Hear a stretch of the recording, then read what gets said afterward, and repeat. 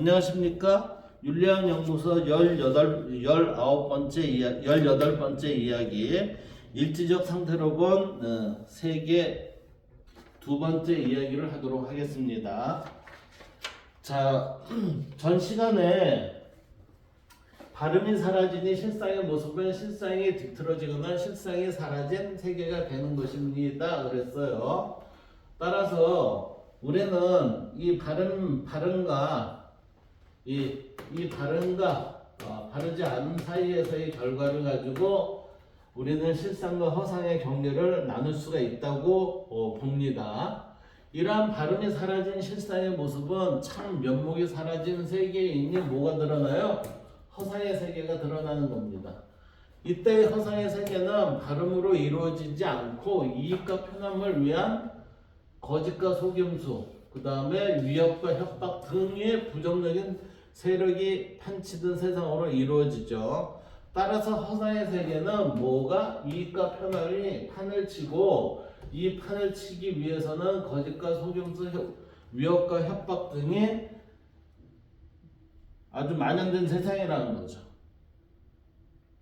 그러므로 허상에서의 삶은 실상을 보지 못하는 알곡이 아닌 쭉정이들의 삶을 말하는 것이 아닐까요? 이 얘기는 뭐예요? 삶의 본질에 있어서의 실상을 보지 못하는 그 허상적인 삶을 산다는 얘기죠. 이것을 우리는 플라톤에 있어서의 실상을 이데아라고 보고 허상을 뭐라고요? 그림자의 세계로 얘기를 하는 겁니다. 자, 그렇다면 쭉정이의 삶은 무엇일까요? 그것은 실상을 보지 못하고, 그러니까 이데아를 보지 못하고 허상에 끄달려 육신만이 희낙락하는 삶이 아닐까요? 이 얘기는 그림자의 세계에서 살아가는 자들입니다 라는 얘기하고 같은 얘기예요. 이러한 삶은 이익과 편협함의 과욕으로 인해 본질적인 존재의 삶이 발음에서 벗어나 바르지 않는 부정의 삶이 되는 것입니다. 자, 바르지 않는 부정의 삶을 우리는 그림자의 세계, 허상의 세계, 발음에서 살아가는 것을 우리는 이데아의 세계, 실상을 겪는 삶, 이렇게 표현할 수 있다는 거죠. 그렇다면 이익과 편함이 과욕으로 인한 부정의 삶은 어떤 것일까요? 이 삶은 두 가지 관점으로 볼 수가 있어요. 하나의 관점은 이익의 관점이고 또 다른 하나의 관점은 편함의 관점입니다. 편함의 관점. 우선 이익의 관점을 볼까요? 이익의 관점은 욕심이 지나쳐 과욕이죠. 과욕을 부리다 보면 이익을 추구하는 것들입니다. 과욕적인 이익을 추구하는 것들입니다. 적당한 선을 지나 과욕을 부리는 것이죠. 과욕에서 끝나면 다행이겠지만 이 과욕에 대한 욕심이 지나치다 보니까 대체로 거짓말과 사기, 위협과 협박 등을 동반하는 사례가 많아요. 내가 이익을 창출하려면 무슨 짓을은 못해? 라는 세상이 지금의 세상이잖아요. 이런 거짓말과 사기, 그 다음에 위협과 협박 등은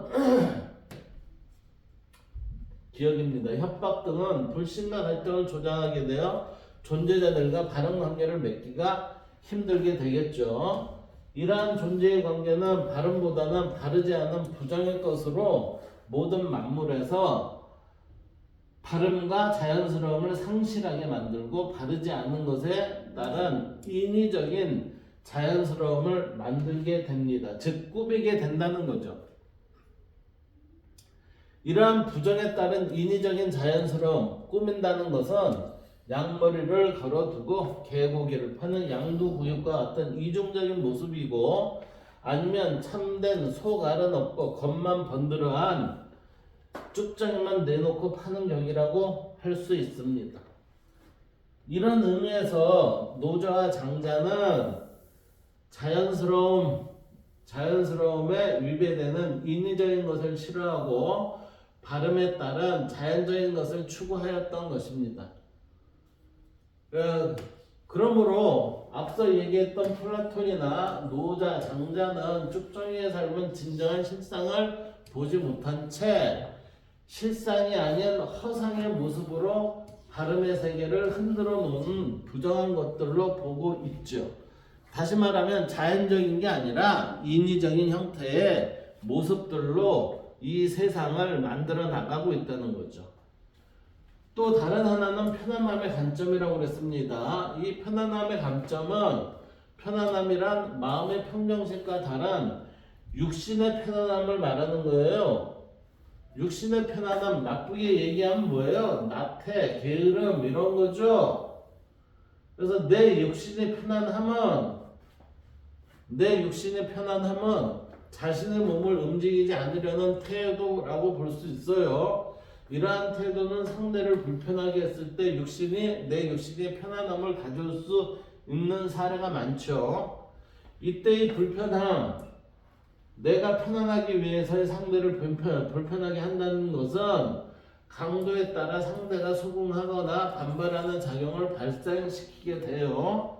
수긍을 하면 마지못해서 하던가 이 정도는 해줄 수 있어 라는 마음이지만, 그렇지 않으면은 내가 왜 이것을 해야 되지 하면서 반발을 하게 되겠죠. 만약 어떤 존재가 자신의 불편함을 수긍했을 때는 수긍할 정도의 불편함이 있기에 불편함을 수행하겠지만, 그래서 불편한 정도를 받아들여 주겠지만, 그러지 못할 경우 불편함으로 인해 존재들 사이에 갈등과 다툼이 발생할 수 있다는 거죠. 이러한 불편한 사정이 결국에는 뭐예요? 싸움이 일어나고 흉기가 난무하고 이럴 수 있다는 거죠. 이러한 불편함은 존재 사이의 갈등과 다툼, 이미 발음을 상실한 현실의 모습으로 드러날 수 있습니다. 이러한 모습은 실상을 왜곡한 현실이기에 허상적인 삶이라고 하는 것입니다. 그러므로 어떤 존재가 자신의 이익과 편안함을 지니기 위한 과도한 요구는 다루지 못한 것들을 발생시키는 갈등과 다툼의 씨앗이 될 수 있다고 봅니다. 아리스토텔레스는 이러한 편안함, 갈등과 다툼을 극복하기 위한 방법으로 최고의 선에 도달하여 행복을 찾아야 한다라고 얘기를 해요. 이 최고의 선이라는 게 결국은 뭐예요? 플라톤의 보면 이데하지만 이게 발음이라고 되는 거죠. 이러한 최고선에 따른 진정한 행복은 탁월성으로서의 덕을 갖춘 삶이라고 하고, 행복을 덕에 따른 영혼의 활동이라고 정의했어요. 다시 말하면 플라톤의 이데아, 그 다음에 우리가 얘기하는 발음, 실상이라는 이 세 개에 대해서 우리가 그것을 행함으로써 찾을 수 있는 것은 행복이다. 근데 이 행복은 뭐예요? 덕을 갖춘 삶이 되게 한다라는 거죠. 아리스토텔레스는 덕에 따른 삶을 뭐라고 그랬어요? 중용이라고 얘기를 합니다. 따라서 중용에 따른 선택과 행동을 했을 때 우리는 갈등과 다툼은 사라지고 행복과 덕이 충만하게 된다라고 아리스토텔레스는 이야기하고 있습니다. 그러나 중용적인 이익과 편안함을 지니지 못한 존재가 과도한 요구를 하게 되면 실상의 세계는 허상으로 변형되는 부정한 것들이 될 수 있어요. 이처럼 아리스토텔레스가 말한 중용의 의미는 사사성경 중 하나인 중용의 개념과 일치된다고 볼 수가 있습니다. 동서양이 사실 똑같다니까요. 저는 공부를 해보면서 느끼는 거지만 동서양이 서로 틀린 게 없어요. 하등에 모든 종교도 그렇지만 동서양이 가지고 있는 그런 사상 개념 이거 모두 같아요. 예. 용어가 틀리니까 틀립니다. 아니요, 그런 무책임한 말이 어디 있습니까? 예. 모두 같아요. 그래서 지금의 현실 세계는 보이지 않는 세계의 양태를 보이는 세계에 바르게 드러나 있지 않는 허상의 세계입니다. 현실의 세계는 허상의 모습입니다. 발음이 지켜지지 못하고 있던 상황이라는 거죠. 따라서 발음을 지키기 위한 실상과 허상에 있어서의 다툼과 갈등이 극도화된 세상이라는 거죠. 이러한 허상의 세계는 존재들의 과도한 이익과 지나친 편안함의 요구로 인해 실상의 모습이 모두 사라진 모습입니다. 그래서 허상의 세계에서는 바름보다는 바르지 않음이, 참보다는 거짓이, 선함보다는 불선이, 정의보다는 불의들이 횡행하는 세상입니다. 이러니까 이제 배우는 사람들이 그 정의로움, 선함, 뭐 바름 이렇게 생각하겠어요? 아니야. 돈이 생기면 난 뭐든지 해. 이런 생각이 먼저 앞서겠죠. 이익이 앞서는 세상에 대해서는 이 세상에서는 정도가 사라지고 무도한 시대가 되기에 무도한 시대의 존재자들은 이익에 매몰되어 금권주의를 최고로 여기고 금권인 돈으로 모든 것을 할 수 있다고 생각하는 시대가 돼버린 거죠.